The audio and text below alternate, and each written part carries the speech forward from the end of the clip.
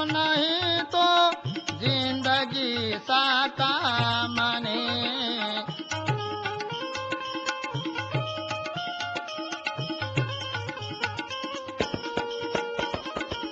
कमलापति ने भजन ही तो जिंदगी साकाम ने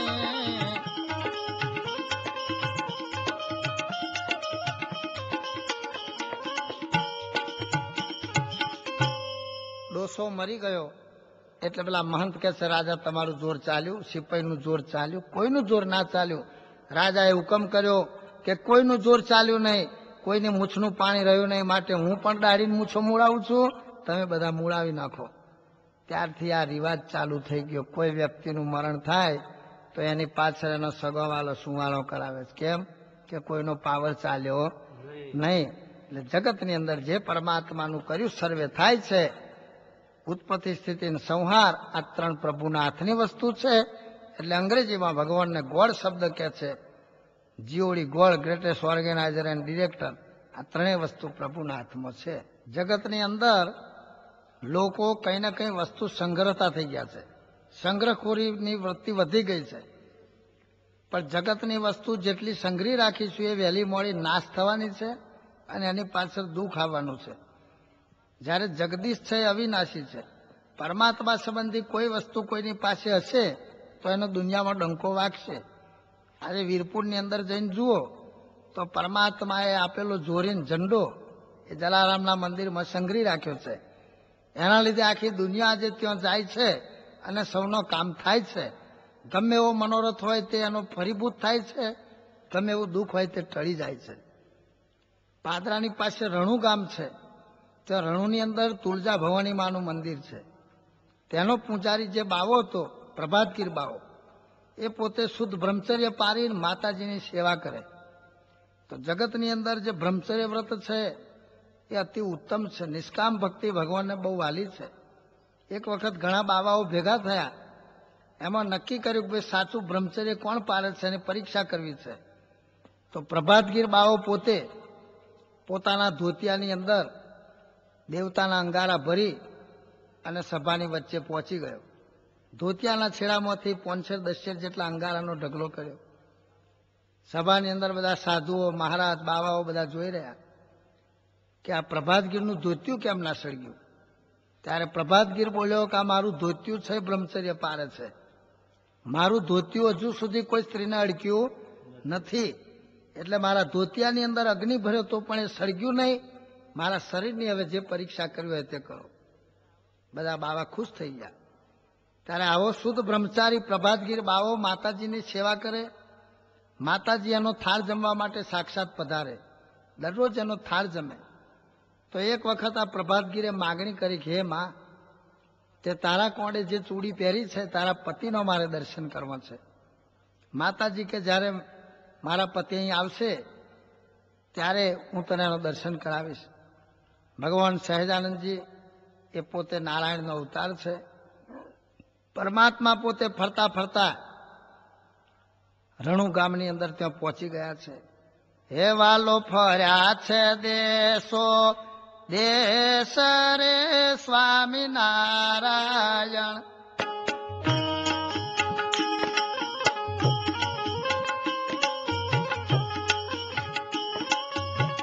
કેરુડો લઈને વર્ણીનો વેશ રે સ્વામી નારાયણ, સ્વામી નારાયણ. કેરુડો લઈને વર્ણીનો વેશ રે સ્વામી નારાયણ, સ્વામી નારાયણ. અક્ષરધામથી આવ્યા રે સ્વામી નારાયણ. અક્ષરધામથી આવ્યા રે સ્વામી નારાયણ. હરે કરવા જીવોના કલ્યાણ રે સ્વામી નારાયણ, સ્વામી નારાયણ. હરે કરવા જીવોના કલ્યાણ રે સ્વામી નારાયણ, સ્વામી નારાયણ.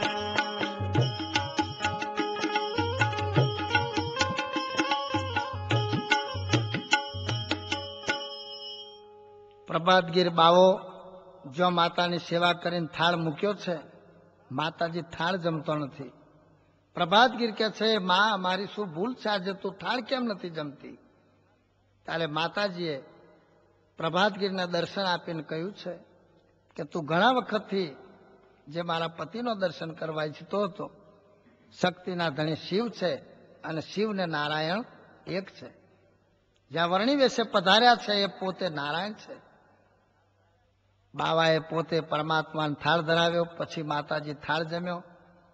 પણ બાવાના મનમાં સંશય હતો કે આ લંગોટી વાળીને જે આવ્યા છે એ સાક્ષાત નારાયણ જો હોય તો મારો સંકલ્પ ફરીભૂત કરે. તન કી જાણે મન કી જાણે, જાણે ચિત્ત કી ચોરી, ઉસકે આગે ક્યાં છુપાવના જિસકે હાથ મેં દોરી. બાવો બેઠો તો પણ એને ઠંડી લાગેલી, એટલે બાવાએ સંકલ્પ કરેલો કે આ વર્ણી જો મને ગોદડી ઓઢાડે તો ભગવાન સાચા. ભગવાન સહજાનંદજીએ પ્રભાતગીર બાવાને ગોદડી ઓઢાડી અને એનો સંકલ્પ પૂરો થયો. ત્યારે એને નિશ્ચય થયો કે આ વર્ણી વેશે પધારનાર પોતે નારાયણ છે અને તે વખત એને ચતુર્ભુજ સ્વરૂપે શંખ ચક્ર ગદા પદ્મ ધારણ કરીને પ્રભુએ દર્શન આપ્યો. એ પરમાત્માએ આપેલી ગોદડી આજે રણુના મંદિરમાં છે. લોકો રવિવારને દિવસે પાદરાથી સ્પેશિયલ બસો મુકાય છે, એમાં લાખો માણસો જાય છે. એ ગોદડીનો દર્શન કરે એનો મનોરથ ફળીભૂત થાય છે. વડતાલના આચાર્ય વિહારીલાલજી મહારાજે 10 લાખ રૂપિયા આપવાની વાત કરી કે 10 લાખ રૂપિયા આપીએ પણ આ ગોદડી અમને વડતાલ પાછી આપો. તો બાવાના શિષ્યોની અંદર જે ગાદી ઉપર હતા એ મહંત બોલ્યા कि हमारे गुरु ने लिखा है कि गोदड़ी जो है वो साक्षात नारायण ने दिया है, चाहे तो हमारा जीव ले जाओ लेकिन ये गोदड़ी नहीं मिलेगी. तो प्रभुની આપેલી વસ્તુની અંદર આટલી તાકાત છે. આજે એક શેઠ કથા સાંભળવા ગયેલા, ગુરુજીએ કહ્યું કંઈનું કંઈ શબ્દો સંગ્રહી રાખજો. તો આ શેઠ ઘેર ગયા છે, વીછી નીકળ્યો. તેમને થયું કે લાઈન વીછી સંગ્રહી રાખું. ગુરુજી કહેતા હતા કે સંગ્રહેલું કામ લાગે. તે એક ડાબલાની અંદર વીછીને પૂરી દીધો. શેઠાણી કહે છે શેઠ તમને ખોટી ટેવ પડી, જે દેખો તે ઉઠાઈ લો છો. દેખી ખીલી તો નજર ઢીલી, ખીલી પડી હોય તો ઉઠાઈ લેવાનું, બટન ઉઠાઈ લેવાનું, તા વીછી શું કામ લાગવાનું છે? શેઠ કે તાર ગડબડ નહીં કરવાની, વીછી કામ લાગશે. પછી તો ડબ્બામાં જે વીછી મૂકેલો ને એ ડબ્બો બહાર ગોખની અંદર મૂકી દીધો. રાત્રે શેઠ શેઠાણી અંદરના રૂમમાં સુઈ ગયા છે. તો શેઠના બંગલાની પાછલી પછી તે 4 ચોર આવ્યા છે. ચોર વિચારે છે કે શેઠ શેઠાણી ઊંઘી ગયા છે, કારણ કે ઘડિયાળમાં વાગ્યા અઢી, શેઠ શેઠાણી ઊંઘ ચડી, એ ઊંઘી ગયો છે. પણ શેઠ શેઠાણી જાગતો હતો. પેલા પાછળ મકાન કોચવાની વાત કરે છે. એટલે શેઠ શેઠાણીને કહે છે જો આ ચોર લોકો દિવાલ તોડી માલ લઈ જશે, એટલે હું શીખવાડું એમ તાર બોલવાનું. શેઠજીએ શેઠાણીને જેવું શીખવાડ્યું એ રીતે શેઠાણી ધીમે રહીને બોલી, શેઠજી, ઓ શેઠજી, દુકાનની કૂંચી કઈ છે? શેઠ કે કૂંચી કૂંચીને થાય ઊંચી, અડધી રાતે તારો કાકો કયો સોંભળી જશે. કૂંચી તો બહાર ગોખની અંદર ડબ્બામાં રહી ગઈ છે. તે કૂંચી લઈને દુકાન ખોલીને માલ લઈ જશે. છોન મને બોલ્યા આગળ સુઈ જા. પેલા ચોરે સોંભળ્યું, પેલા દુકાનની કૂંચી બહાર ગોખની અંદર ડબ્બો છે, હમો છે. તે ચારે ચોર આગળ આવ્યા. પેલા ગોખની અંદરથી ડબ્બો કાઢી અને ડબ્બો ખોલીને જો કૂંચી કાઢવા જાય તો પેલો વીછીએ ડંખ માર્યો, ઓ બાપા મરી ગયો. બીજો કે આ તું બહુ ઢીલો છું, તાર મમ્મીએ તને ભૂંગળો ખવડાવીને મોટો કરેલો, પોચો પોચો ભૂંગળો ખાય શું જોર મારે. એટલે બીજાએ જો ડબ્બામાં હાથ ગાલ્યો, હો બાપા મરી ગયો.